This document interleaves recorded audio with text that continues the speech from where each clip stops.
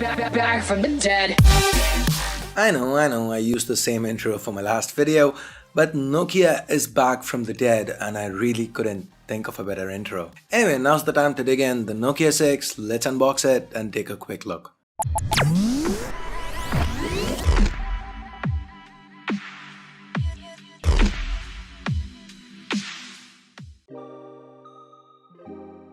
Opening up the box, we've got the Nokia 6 itself. Let's take it out of the protective plastic and set it aside for the time being. We then have the SIM ejector tool, some regular leaflets, earphones, a micro USB cable, no Type-C here, and then there's a travel adapter.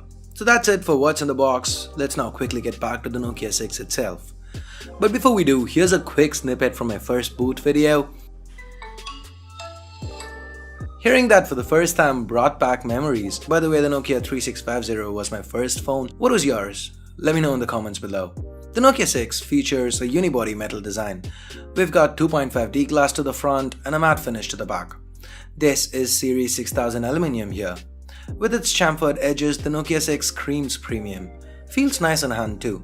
Quite sleek, 8.5mm thick and weighing in at around 170 grams. Let's now take a closer look at what's where. To the front, on top, we've got the notification LEDs, sensors, a earpiece that doubles as a speaker, an 8MP camera, and the Nokia branding. That's followed by a 5.5-inch Full HD IPS LCD display, meaning a pixel density of around 400 pixels per inch. That's quite sharp for the segment. We've then got back and recent app capacitive keys that are backlit.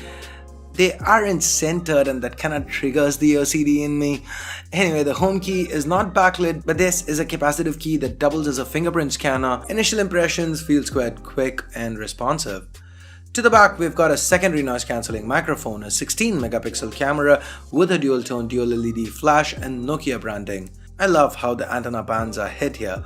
Kinda iPhone-esque, but with the same color tone, so nice. The 3.5mm headphone jacks present up top, volume rockers to the right, primary microphone, micro USB port and the speakers reside at the bottom.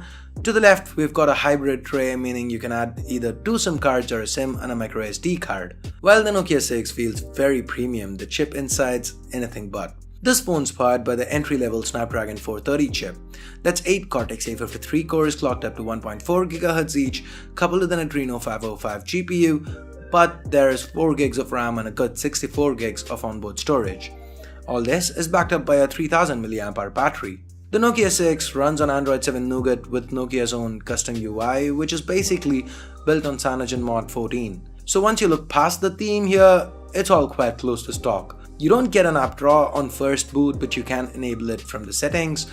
Nougat features like the split screen mode that lets you run 2 apps side by side, almost like Samsung's multi-window mode, and the quick switch functionality that lets you quickly jump back and forth between the current app you use and the last app you used are present and accounted for. Google Apps aren't present here since this is a China exclusive. I'm yet to figure out how to sideload it. I will before I review this phone.